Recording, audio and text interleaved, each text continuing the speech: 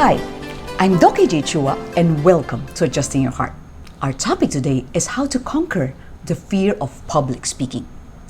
According to the National Institute of Mental Health, 73% of people ranked public speaking as their number one fear. The good news is, glossophobia or the fear of public speaking can be overcome. Whether it's for your class recitation, thesis defense, company presentation, opening remarks, celebratory speech, or exchange of wedding vows, here are 3 tips to increase your confidence in public speaking.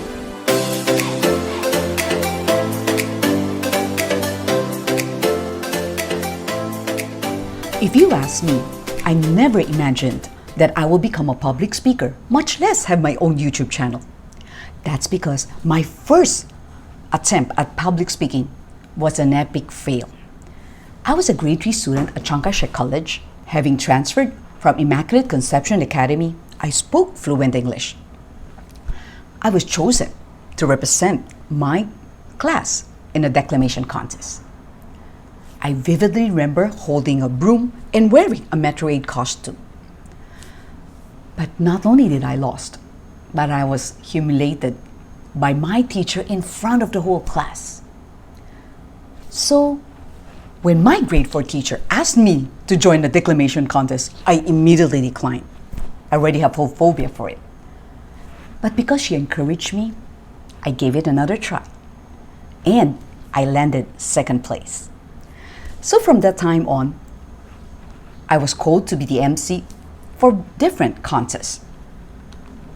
And in Youth Gospel Center, I was given a lot of opportunities to hone my public speaking skills. Since then, I've emceed for at least 12 birthday celebrations and 40 wedding receptions. Since I don't charge, I only do this for friends.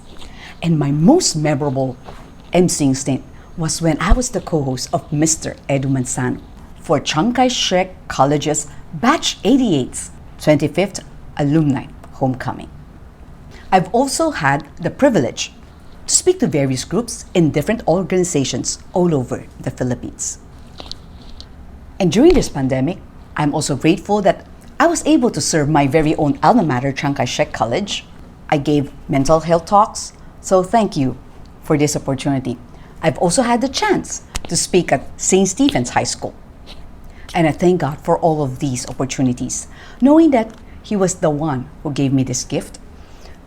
And let me share with you some tips on how to overcome your fear of public speaking.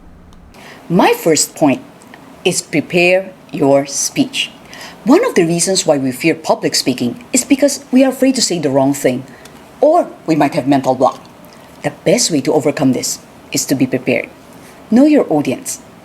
Then you will be able to connect with them. Because if you know who your audience is, then you will be able to choose the appropriate language, whether you're going to speak in straight English, Taglish, in Amoy, or Halo-Halo. You will also be able to choose suitable illustrations. For instance, if I'm talking to kids, then I would use certain cartoons to be able to connect with them. If it's for the youth, then maybe some Netflix series. For the elderly, then I would choose an example who's also already an elder. And then, knowing the audience, then I would be able to know what will be my attire, whether it's going to be a formal event, a casual, or I'll just wear smart casual. Know your role. For instance, if your role is to introduce the speaker, you can't use 15 minutes to do that. Then you also have to know the right way to pronounce the name of the speaker. You have to get the speaker's background and information. Then come up with a unique introduction that's relevant to the topic to inspire the audience to want to listen to that speaker. But if you're the main speaker, then you have to know what's the objective of the seminar. You have to find out how many minutes are they going to give you. Would there be a question and answer portion? For me, while preparing, I would write down or type everything I know about the topic. And I would think of certain personal experiences regarding that topic. Whether it's a success or if it's a failure, I'll share it because I want to be authentic. After that, I would do additional research. Come up with a catchy introduction. You would want them to want to listen to you. And of course, if you want to prepare your PowerPoint, that will be good because people are now visually oriented and they have shorter attention span. You could also use short videos to prove a point. That video shouldn't be very long. For me, I usually use bullet points, okay, just to let me know the flow of my talk. The font should be big enough. Don't come up with too many points. Like, for instance, in my talks, usually it will be 3. Maximum will be 5 points. And in case you're using, let's say, a paper and pen, then just jot, and you want to jot down everything, and that's okay. Because some people are afraid that they might forget something. Second point, practice your speech. Memorize or familiarize yourself with what you're going to say so that you won't keep on looking and just reading at the script. That will be very boring because we need to make eye contact with the audience. Practice in front of a mirror. Or maybe you could ask somebody to watch you practice and ask for feedback. Ask him, what are the right things that you did and what are some tips for improvement? Another way would be use your cell phone or your laptop to record your practice and then you review it and adjust accordingly. Talk audibly. Make sure that the people can hear your voice. Do not talk in a very, very small voice. They can't hear you. So you have to try to project your voice and then speak clearly. Be enthusiastic and passionate so that the people would want to listen to you. Which means, for me, I don't accept invitations where I will be asked to talk about topics I'm not that familiar with or I'm not passionate about. And when you talk, you should vary your pitch. Sometimes it should be high, sometimes it's low, and vary your pace. Sometimes it's faster, sometimes it's slower. And you could always pause for emphasis. If it's a live audience, then you look at from one side to another. Of course, if it's only during via Zoom, then like what I'm doing now, I look straight at the camera and I can't move too much. Make sure that your facial expression matches your words. For instance, if you're sharing something that's very exciting, then you smile. But if it's something sad, then you should have a more solemn expression. If this is a webinar, then make sure that the camera is on the proper angle. Practice with your lapel or earphone. And another technique we have to learn is learn how to share screen. Let's say if it's via Zoom or Google Meet. Afterwards, file your script or your PowerPoint for future reference. That way, when you're invited to speak to another group, you could use the same material. And what I usually do is I'll just add new information or I'll just update my files or slides. Also, if I'm going to talk to the same audience, let's say after 1 year, I would review what I've already shared because I share a lot of personal stuff and I don't want to keep repeating myself. Third tip, be open for feedback. John Maxwell, a very well-known speaker, he would always ask for feedback.